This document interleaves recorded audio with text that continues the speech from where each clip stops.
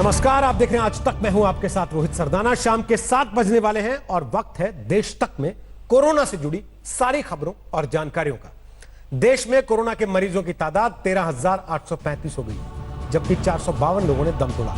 हालांकि आज स्वास्थ्य मंत्रालय की तरफ से 2 बड़ी राहत वाली खबरें आई। ये कि मरीजों के ठीक होने की दर अब 80% तक पहुंच गई है, और दूसरी ये कि देश में कोरोना के संक्रमण की रफ्तार में 40% की कमी आ गई है। हालांकि पिछले 24 घंटे में 32 मरीजों की मौत हो चुकी है, जबकि 1076 नए मामले सामने आ चुके हैं।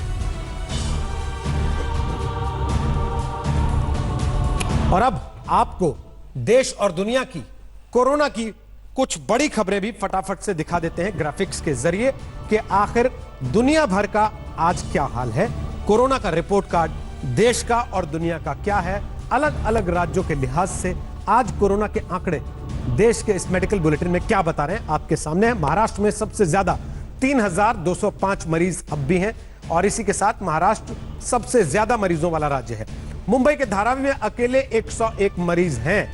ये एशिया की सबसे बड़ी स्लम कही जाती है, जहां 15 नए केस और पाए गए हैं। दिल्ली में दूसरे नंबर पर सबसे ज्यादा 1,640 मामले हैं। हालांकि दिल्ली की सरकार का दावा यह है कि उनका ऑपरेशन शील्ड काम कर रहा है।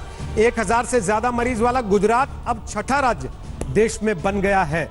और इसी के साथ अगली खबर यह है कि केरल में 24 घंटे में सिर्फ 1 पॉजिटिव केस पाया गया है, और अब केरल के मॉडल की भी चर्चा होने लगी है कि क्या केरल की तर्ज पर कोरोना से देश भर में लड़ाई लड़ी जा सकती है। और जरा दुनिया का हाल भी देख लीजिए। पूरी दुनिया में अब तक 1,45,705 लोगों की मौत कोरोना की वजह से हो चुकी है, और अमेरिका ने पूरी तरह से घुटने टेक रखे हैं कोरोना के सामने। अमेरिका में पिछले 24 घंटे में रिकॉर्ड 4,591 यानी कि 4,500 से ज्यादा लोगों की मौत कोरोना की वजह से हो चुकी है। ये सुपर पावर अमेरिका है, जहां अब तक 34,784 मरीज कोरोना की वजह से जान गंवा चुके हैं। और अमेरिका में अब चर्चा यह चल रही है कि क्या लॉकडाउन बढ़ाया जाए या उसको खत्म कर दिया जाए। इटली में अब तक 22,170 मरीज कोरोना की वजह से दम तोड़ चुके हैं, जान गंवा चुके हैं। और चीन में मौत का आंकड़ा बढ़कर 4,632 हो गया है। अब चीन में जहां यह माना जा रहा था कि कोरोना खत्म हो गया, वहां कुछ केसेस वापस पॉजिटिव पाए जाने लगे। बहरहाल अब रुक करते हैं राजस्थान का, जहां पर एक बार फिर एक शर्मनाक घटना हुई है। टोंक में पुलिस की टीम पर हमले की खबर देश को हैरान करने वाली है। भीड़ बेकाबू हुई और लॉकडाउन पर सावधान करने के लिए पहुंची पुलिस पार्टी पर बिना कुछ सोचे समझे टूट पड़ी। यह हमला बिना किसी उकसावे के हुआ। 3 पुलिस वाले बुरी तरह घायल हो गए और 7 लोगों को इस मामले में पुलिस ने पकड़ा। पहले 12 अप्रैल को पंजाब के पटियाला में पुलिस की टीम पर निहंग सिखों का तलवार से जानलेवा हमला। एक एएसआई का उस वक्त कट गया हाथ। फिर 15 अप्रैल को यूपी के मुरादाबाद में पुलिस टीम पर ईंट पत्थरों की बारिश, कई पुलिसकर्मी घायल। और अब राजस्थान के टोंक में पुलिस पर हमले की खबर से मची खलबली। लॉकडाउन पार्ट 2 के दौरान घटना टोंक के कोतवाली थाना क्षेत्र के कसाईबाड़ा इलाके में हुई, जब गश्त कर रही पुलिस पार्टी पर सुबह करीब 7:30 बजे भीड़ ने हमला कर दिया। भीड़ में करीब 60-70 लोग शामिल थे। पुलिस वहां गलियों में जमा भीड़ से घरों के भीतर रहने की अपील कर रही थी, लेकिन इसी दौरान भीड़ ने पुलिस पार्टी पर लाठी, सरिया और दूसरे धारदार हथियारों से हमला कर दिया। इस हमले में पुलिस के 3 जवान गंभीर रूप से जख्मी हुए, जबकि 2 को मामूली चोटें लगी हैं। तो वो अंदर जाते एक मतलब वहाँ इधर जितने उनकी पता नहीं क्या प्लानिंग थी क्या थी, सारे निकल के आ गए चिल्ला के, और हमारे सभी को घेर लिया। हम 5 थे वहाँ पर, 5 को घेर लिया और मारने लगे। सुबह सुबह कुछ युवक हैं, वो बाहर किसी काम से आए होंगे, जो भी बात थी। वहाँ जो पुलिसकर्मी ड्यूटी पर थे, पेट्रोलिंग पर थे, उन्होंने टोका है। तो टोकने पर उनमें आपस में कुछ कहासुनी हुई, कुछ गलतफहमी हुई। उस कारण से जो मोहल्ले में लोगों ने उसका इंटरप्रिटेशन जो भी किया हो, उत्तेजना व्याप्त हो गई। उस कारण से कुछ लोगों ने पथराव किया और चोट लगी पुलिसकर्मियों को। हम इस घटना को गंभीरता से ले रहे हैं। इस सनसनीखेज घटना की जानकारी मिलते ही पुलिस की एक बड़ी टीम मौके पर पहुंची। फिलहाल पुलिस ने 7 आरोपियों को गिरफ्तार कर लिया है। लेकिन हैरानी की बात है कि प्रधानमंत्री, मुख्यमंत्रियों और प्रशासन की लगातार अपील के बावजूद पुलिस और डॉक्टरों पर हमला जारी है। जो पुलिस लॉकडाउन के दौरान अपनी जिंदगी दांव पर लगाकर लगातार लोगों से सुरक्षित घरों में रहने की अपील कर रही है, उन्हीं पर जानलेवा हमला हो रहा है। घायल पुलिसकर्मियों ने बताया कि वो तंग गलियों में जान बचाने के लिए भाग रहे थे और छतों से पथराव हो रहा था। इस तरह के दृश्य और हरकत दोनों ही घिनौने हैं, लेकिन उससे भी ज्यादा घिनौना हमारी राजनीति है, जिसकी वजह से आरोपियों को पकड़ने में 6 घंटे से ज्यादा का वक्त लगा। टोंक से शशांक के साथ शरद कुमार, जयपुर, आज तक। कोरोना की इस जंग में ज्यादातर लोग सरकार की गाइडलाइन का पालन कर रहे हैं, घरों में कैद हैं, लेकिन कुछ ऐसे भी हैं जो लॉकडाउन को तोड़ने के लिए उतावले हैं। ऐसे लोगों की पहचान भी हो रही है और उन पर कार्रवाई भी हो रही है।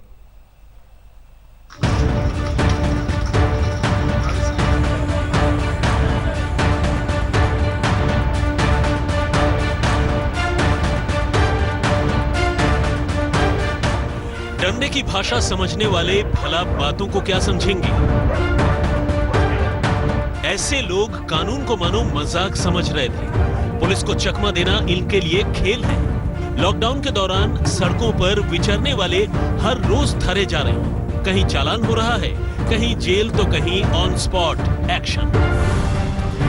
जामताड़ा की पुलिस ने सड़कों पर बेवजह निकलने वालों को दबोचा और गले में तख्तियां टांग दी। लिखा था, हम नहीं सुधरेंगे, हम समाज के दुश्मन हैं। ऐसे लोगों की तस्वीर खींची जाती है, चौक चौराहे पर खड़ा किया जाता है, इलाके में तस्वीर भी लगाई जाती है। ये तस्वीर पुणे के स्वारगेट इलाके की है। लॉकडाउन के बीच सड़क पर चहलकदमी करते 180 से ज्यादा पुलिस के हत्थे चढ़ गए। फिर क्या था, पुलिस ने लोगों को सड़क पर ही बिठा दिया और पूरे 4 घंटे तक लॉकडाउन के नियम पढ़ाए। फिर चेतावनी देकर छोड़ा गया। अगली बार धरे गए तो हवालात के दर्शन होंगे। आगरा में कोरोना मरीजों की बढ़ती तादाद को देखते हुए पुलिस ने लॉकडाउन तोड़ने वालों के खिलाफ कड़ी कार्रवाई शुरू कर दी है। अब तक 188 लोगों के खिलाफ केस दर्ज किया गया है। पुलिस नियम न मानने वाले दुकानदारों को नोटिस जारी कर रही है। तस्वीर आंध्र प्रदेश के श्रीकाकुलम जिले के एक गांव की है। सैकड़ों ग्रामीण सोशल डिस्टेंसिंग की हवा निकालते हुए सड़क पर निकल आए। दरअसल पास के जंगल से एक भालू गांव में घुस आया था। वनकर्मी को खबर करने की बजाय खुद ही घरों से निकल आए। हालांकि वनकर्मियों ने आने के बाद बात संभाल ली। देश में 1 महीने के अंदर कोरोना मरीजों की तादाद 13,000 को पार कर गई है। क्या आंकड़े लॉकडाउन तोड़ने वालों के मन में खौफ नहीं भर रहे? अब भी नहीं संभलेंगे तो कब संभलेंगे? जिंदगी से मत खेलिए, क्योंकि आप पुलिस को तो चकमा दे देंगे, लेकिन वायरस के खतरे से कैसे बच पाएंगे? जामताड़ा से देवाशीष भारती और आगरा से अरविंद शर्मा के साथ आज तक ब्यूरो। कई शहरों में लॉकडाउन सिर्फ आम लोग ही नहीं तोड़ रहे, बल्कि वीवीआईपी भी इसका मजाक बना रहे। कोरोना वायरस संकट के बीच कर्नाटक के पूर्व मुख्यमंत्री एचडी कुमारस्वामी के बेटे निखिल कुमारस्वामी की आज शादी हो गई। लेकिन सवाल यह है कि क्या कोरोना लॉकडाउन के माहौल में यह शादी कम लोगों के बीच नहीं हो सकती थी? सोशल डिस्टेंसिंग तक का पता नहीं। हालांकि सोशल डिस्टेंसिंग के तमाम नियमों के पालन का दावा किया गया, लेकिन सवाल है कि भीड़ देखकर क्या सरकार कोई कदम उठाएगी? हालांकि कर्नाटक से लॉकडाउन के वीवीआईपी मजाक की तस्वीर जरूर सामने आई, लेकिन इसी बीच आज सूरत में भी एक अनोखी शादी हुई। समारोह में ना तामझाम था और ना ही बैंड बाजा। दूल्हा दुल्हन मंडप में मास्क लगाकर बैठे थे। मेहमान के नाम पर सिर्फ दोनों के माता पिता वहां थे। बाकी लोगों ने वीडियो कॉल से जोड़े को आशीर्वाद दिया। शादी 6 महीने पहले तय हो गई थी। शादी समारोह की रस्म सिर्फ आधे घंटे में पूरी कर ली गई और दोनों विवाह के बंधन में बंध गए।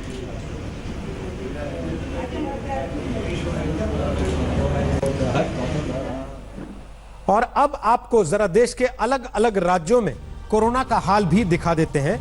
भारत के राज्यों में महाराष्ट्र में सबसे बुरी स्थिति है, इस बात का इशारा हमने आपको पहले दिया।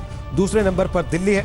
जरा देश के बाकी हिस्सों का हाल भी देख लीजिए। देश के नक्शे के जरिए हम आपको बताते हैं कि आखिर कहां कितने मरीज इस समय हैं। महाराष्ट्र में 3,205, 194 लोगों की मौत हो चुकी है। दिल्ली में 1,640 और तमिलनाडु में 1,267 मरीज कोरोना के इस समय हैं। 15 लोगों की मृत्यु कर्नाटक में हो चुकी है। राजस्थान में 1131, मध्य प्रदेश में 1308 और गुजरात में 1131 मरीज इस समय कोरोना के पॉजिटिव हो चुके हैं। उत्तर प्रदेश, तेलंगाना और आंध्र प्रदेश की स्थिति आपके सामने है, जहां यूपी में 14, तेलंगाना में 18 और आंध्र प्रदेश में 14 लोगों की मौत अब तक कोरोना की वजह से हो चुकी है। और केरल का हाल आपके सामने, जहां 395 कुल पॉजिटिव मरीज हैं और 3 लोगों की मौत हो चुकी है। मध्य प्रदेश में कोरोना के मरीजों की संख्या 1300 के पार पहुंच गई है। महाराष्ट्र और दिल्ली के बाद अब सबसे ज्यादा कोरोना पीड़ित मध्य प्रदेश में। चौंकाने वाली बात यह है कि अकेले इंदौर में 842 कोरोना पॉजिटिव मरीज हैं।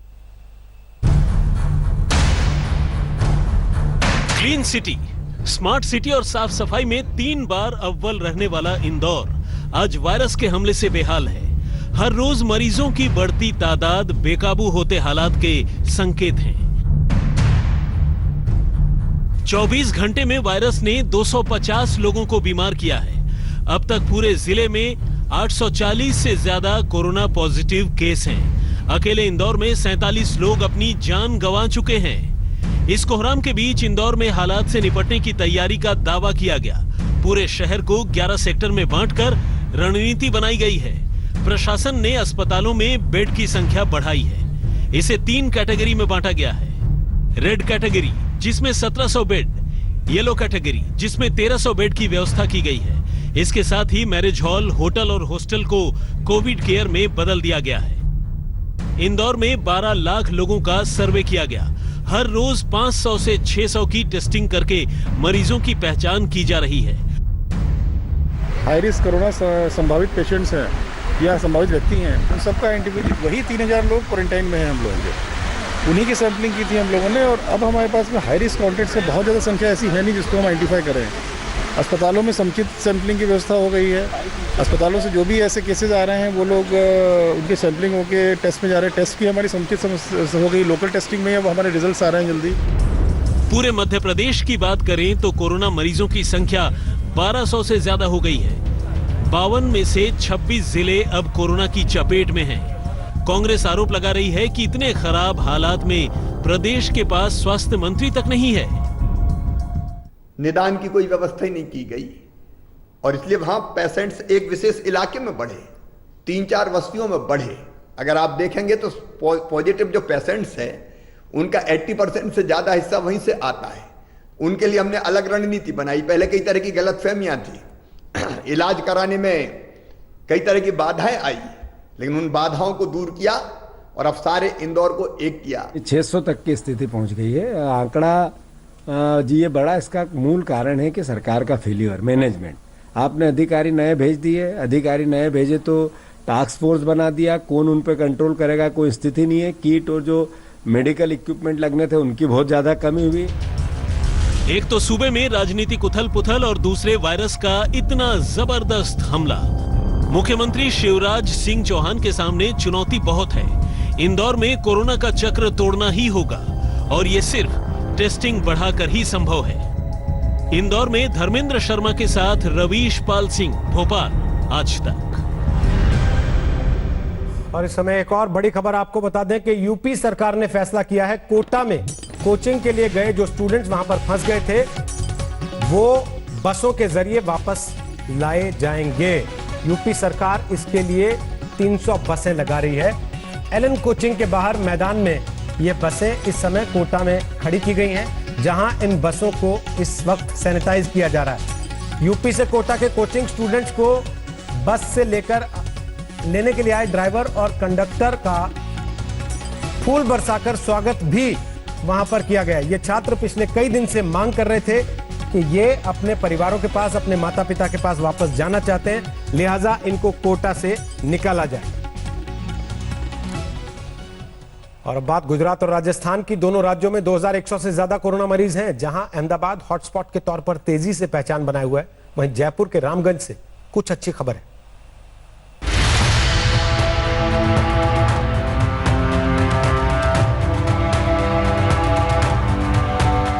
अहमदाबाद अब एक बड़ा कोरोना हॉटस्पॉट बनकर उभर चुका है।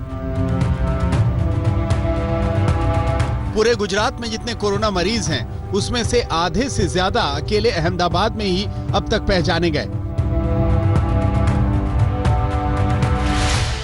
पूरे गुजरात में 1000 से ज्यादा वायरस से संक्रमित मरीज हैं। वहीं अहमदाबाद में 590 मरीज पॉजिटिव पाए गए हैं। सिर्फ 24 घंटे में 45 नए मरीज अहमदाबाद में सामने आए हैं।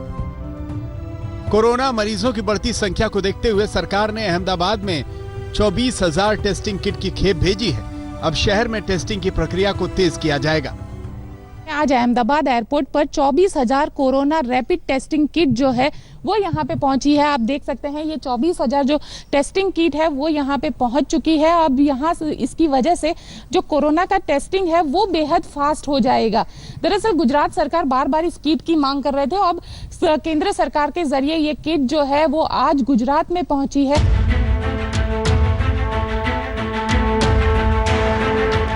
राजस्थान में कोरोना संक्रमित लोगों की संख्या 1200 के आंकड़े को छूने वाली है। आज 62 नए मरीज जांच में कोरोना से संक्रमित पाए गए। हालांकि जयपुर के रामगंज से बहुत दिनों बाद अच्छी खबर मिली है।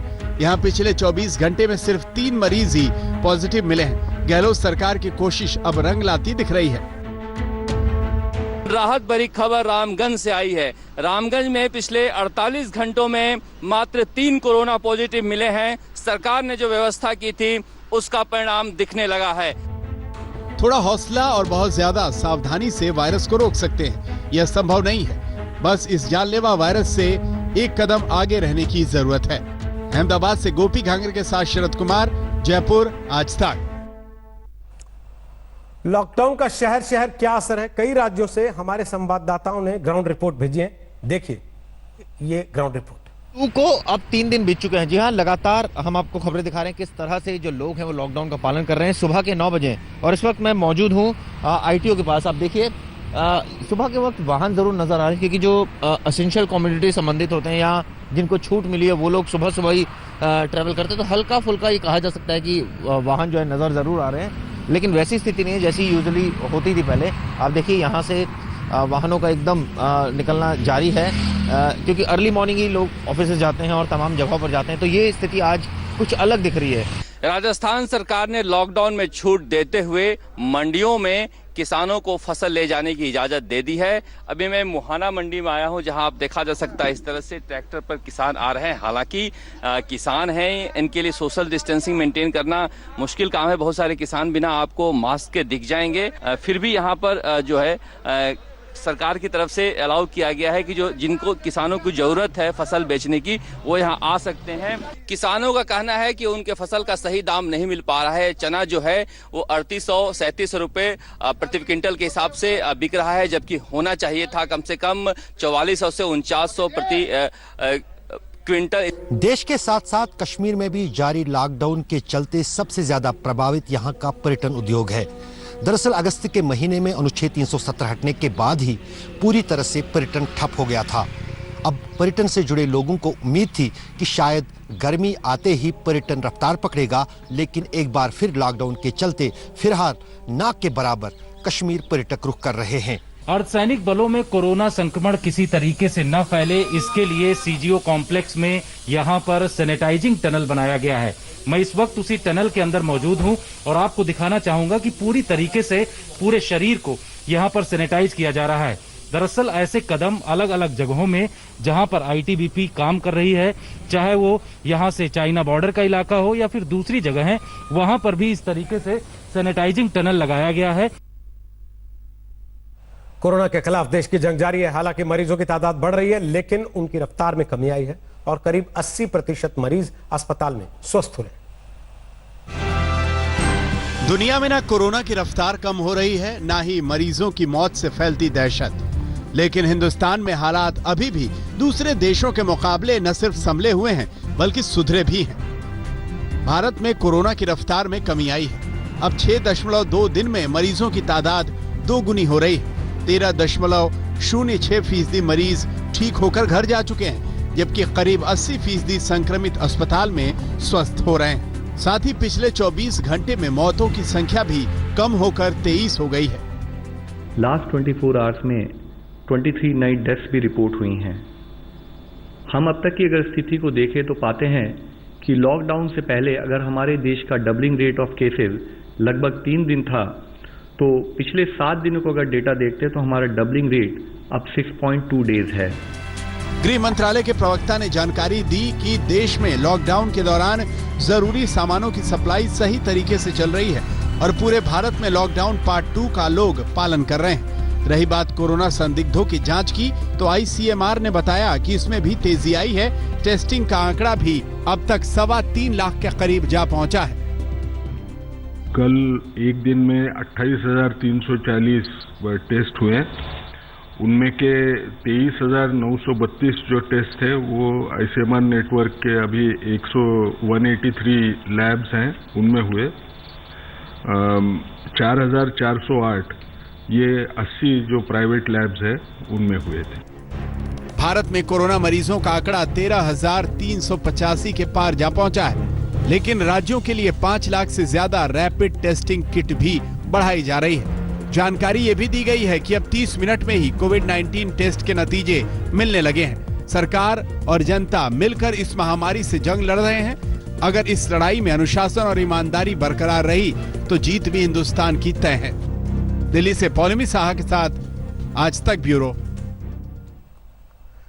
भारत की सेना सरहद पर न सिर्फ कोरोना से जंग लड़ रही है, बल्कि उन्हें पाकिस्तान के नापाक आतंकी घुसपैठ की साजिश से भी लड़ना पड़ रहा है। आज तक से एक्सक्लूसिव बातचीत की है सेना प्रमुख जनरल मनोज मुकुंद नरवणे ने। पूरी दुनिया कोरोना की महामारी से जूझ रही है। भारत सरकार और भारतीय सेना भी इस महामारी से निपटने की तैयारियों में जुटी हुई है, लेकिन दूसरी तरफ सरहद पर पाकिस्तान की तरफ से अपनी जो नापाक हरकतें हैं वो जारी हैं। इस वक्त हमारे साथ सेना प्रमुख जनरल MM नरवणे साहब हैं। जनरल साहब से जानना चाहूँगा, इस वक्त आप कश्मीर से लौटे हैं, सरहद का आपने दौरा किया है, क्या हालात इस वक्त आप देख रहे हैं? LC के हालात के बारे में बताने से पहले मैं ये कहना चाहूँगा कि अभी भी मैं फॉरवर्ड एरिया से वापस आया हूँ। मुझे मौका मिला सभी कमांडर से मिलने का, उनकी ब्रीफिंग सुनने का, और जो अलग अलग ऑपरेशन में जवानों ने, अफसरों ने हिस्सा लिया है उनसे भी मिलने का मौका मिला। और ये देखकर मैं बहुत खुश हुआ कि सभी का मनोबल बहुत ऊंचा है और बहुत जोश अच्छा है और पूरे अच्छी तरीके से वो अपनी ड्यूटी निभा रहे हैं। पाकिस्तान ने काफ़ी भारी गोलाबारी की, आर्टिलरी का भी इस्तेमाल किया, ना सिर्फ श्रीनगर के इलाके, JNK के इलाके में, लेकिन पुंछ राजौरी के इलाके में भी बमबारी की। और फिर से अफसोस की बात यह है कि इस बमबारी में 3 सिविलियंस भी कैजुअल्टी हो गए, जिसमें एक 8 साल का बच्चा भी था। तो ये बहुत अफसोस की बात है कि एक तरफ हम कोविड की लड़ाई लड़ रहे हैं और दूसरी तरफ पाकिस्तान इस तरफ के हरकतें कर रहा है। तो आपने सुना सेना प्रमुख को। और महाराष्ट्र के पालघर की भी एक घटना के बारे में आपको बता देते हैं, जहां गांव में भीड़ ने 3 लोगों को आज पीट पीट कर मार डाला। भीड़ ने इन तीनों को लुटेरा समझकर हमला किया। इन लोगों पर पत्थर बरसाए गए और डंडों से इन्हें मारा गया। मारे गए लोगों में एक ड्राइवर था और 2 मुंबई के रहने वाले बताए जा रहे हैं। पुलिस ने अज्ञात लोगों के खिलाफ FIR दर्ज की है। 30 लोग हिरासत में ले लिए गए। घटना के स्थल में जब जो छोटा सा वीडियो एक देखने को आया है, तो इसमें लग रहा है कि गांव वालों ने वो जो गाड़ी थी उसको पलट दिया था, उसकी कांचें तोड़ी थी, वहाँ वो उनके हाथ में लकड़ी थी, इनके हाथ में कुछ बाकी के वेपन्स थे।